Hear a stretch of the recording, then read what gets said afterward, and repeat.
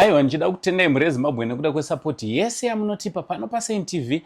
Basa richienda mberi. Ndichida kutenda zvakanyanya nokuda kwerudo rwenyu rwamunoramba muchiratidza kune hama dzese dzinouya paSaint TV dzichida kubatsirwa. Aiwa, imimi muri kuwanikwa muri munomira navo kusvika kumagumo kwematambudziko avo. Aiwa, iye zvino ndatirega ndiwe uzokupai update aya vachirenje. Nhasi takundikana kunovaona nechikonzero chekuti yavewo month-end. Munongoziva kuti munzvimbo dzatinogara mune muchida kubhadharwawo, saka tine mabasawo ataswerawo tichiita. Asi chekutanga ndichida kungoti maswera sei, manheru akanaka, mangwanani, masikati akanaka kwese kwamuri mhuri yeZimbabwe, vazukuru vangu Saint. Zita riri pachitupa ndi Uncle Saint, chanzvazi chamai venyu Chigotwe mumba mana mama. So ndati ndiwe zokupai update yekuti izvi zviri kutora nzvimbo. Aiwa, madonations achiri kupfurira mberi, tichivimba kuti kusvika pari nhasi madonations edu ari kunanavira kuti tiri ma 40 something percent, ari kunanavira kuti tinge tinonopinda mu 50% pamazuva atidarike week tichiita chirongwa ichi. Aiwa, ndichida kungoti thank you so much kunani ari kumira naMr Barnabas Chirenje vekuWesley avo vatiri kubatsirana navo kuunganidza mari inosvika iyo 25,000 kuti vange vari vanobhadhara land yavakavakira imba yavo. Kune vasati vaona kuti nyaya yachona iri kufamba sei, makasununguka kunge muri munoenda paSaint TV pamwe chete nepachibanda media, munoona kuti nyaya iyi zvakatangira papi, uyezve patiri pari nhasi, pazuva ranhasi pandiri kutaura kudaizvi tave papi. Ndichida kungoti aiwa, hama dzangu, ngatiwanikwe tiri tinongopfuurira mberi nekuita chinhu chakanaka, pamwe chete nekuappreciatawo mabasa neeffort inenge ichiitwawo nedzimwe hama kuti basa ringe rinoenda mberi. Ndofunga kuenda viral kwaita video iri, pane zvinotoitwa kuti mavideos amunoona ese achienda viral zvinge zvinodaro kuti tinge tiri tinoricha vanhu vakawanda sekuricha kwataita panyaya iyi. Pane zvinenge zvichitoitika, pane zvinoitika kubackground, handiti kuitira kuti nyaya yedu inge iri inoenda kure. Aiwa, saka ndoda kungoappreciata whosoever anenge achishanda behind the scenes kuti video rimwe nerimwe ratinenge tichiita paSaint TV, pachibanda media nemamwe masocial media handles ese, platforms ese ari kuposta nyaya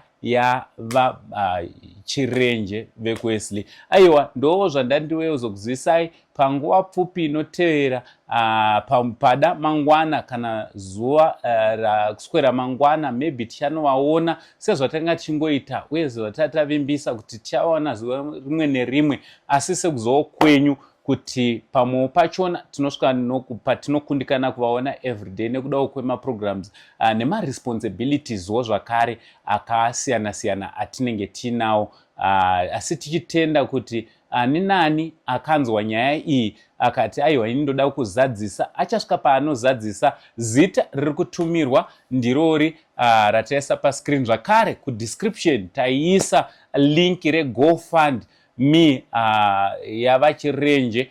Ngatiwanikwe tiri tinosununguka kunge tiri tinoenda kunodonata ikoko. Remember kuti GoFundMe iyi yakaitirwa kana kuti yakacreatwa kunzvimbo yeUK, saka zita riri kubuda ipapo ihama yavo yepedyo anonzi iye Charles Mufiri ndiye ane zita remunhu ari kuwanikwa ari anobenefita, ari beneficiary, zvisingareve kuti ndiye muridzi wemari. Aiwa, izita rake badzi, nechikonzero chokuti vachirenje vari kuno kuZimbabwe, havasi kuUK. Asi kuUK, kuEurope kune nenzvimbo dzakaitawo saana America, kune hama dziri kuda kunge dziri dzinobatsira vachirenje. Saka takazogara pasi, vakatipa hama yavo yepedyo yavanovimba nayo, ndo ane zita ramuri kuona rakanzi beneficiary. Saka musavhunduke zvenyu kana kutya kunge muri munoisa mari dzenyu paGoFund iyoyo nekuti ndiyo chaiyo iri kubetsera vachirenje, ndiyo chaiyo iri kuwanikwa iri inoita kuti upenyu hwavachirenje hunge huri unopfurira unosanduka. Zvakare akacreata GoFundMe anonzi give more chari. Aiwa, musavhunduke, ndiye zvakare munhu ari kunge ari anoona kuti GoFund iyo iri kufamba zvakanaka. Ndichida kuti kuvanhu vaviri vava, thank you very much, Mwari wekudenga vakuitire zvakanaka. Nezita ramuri kuona pascreen raAnnie Betson, musavhunduke zvakare kutumira, nekuti muzukuru wepedyo wavachirenje ane zita iroro. Saka imimi sunungukai kunge muri munobetsera vachirenje nekutumira mari mazita iwawo paGoFund iyoyo.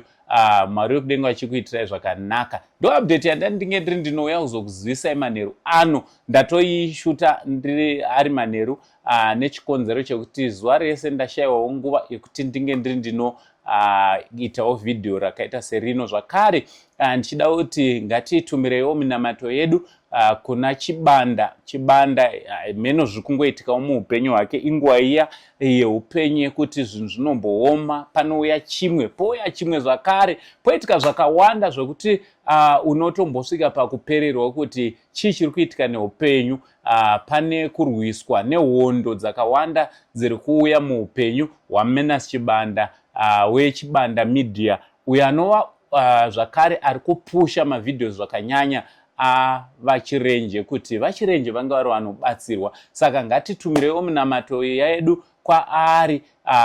Kuti tinogona singazive nyaya yacho, asi kuna Jehovha Mwari anoziva zvose. Imi chingomuudzai, Mwari anoenda kunogadzirisa nyaya dzacho. Mwari wekudenga ari mubatsiri panyaya dzedu dzose. Aiwa, ndo zvandati ndiwezokuzivisai update pamaringe navachirenje. Aiwa, vamwe vangafunga kuti pamwe tamira kana kuti mari yakwana, haisati yakwana, asi ndauya kuzokuzivisai kuti taakunanavira kuti tinge tiri tinopinda pa50%. Zvandiri kutenda kuti tikashanda zvakanyanya, ini pamwe chete nemi, mumwe neumwe akawanikwa iri ana chaanodoneta, ani nani achaona vhidhiyo rino, mari yedu inogona kuti ibve yakwana pasina nguva ngani. Mwari wekudenga achitiitira zvakanaka. Iwewo kana waita chinhu chakanaka haungafarewo here? Aiwa, chandinotenda kuti ukaita chinhu chakanaka nemwoyo wako nehana yako, inokuudza kuti zvoni zvawaita zvakanaka, nomufaro unobva wavamo mauri.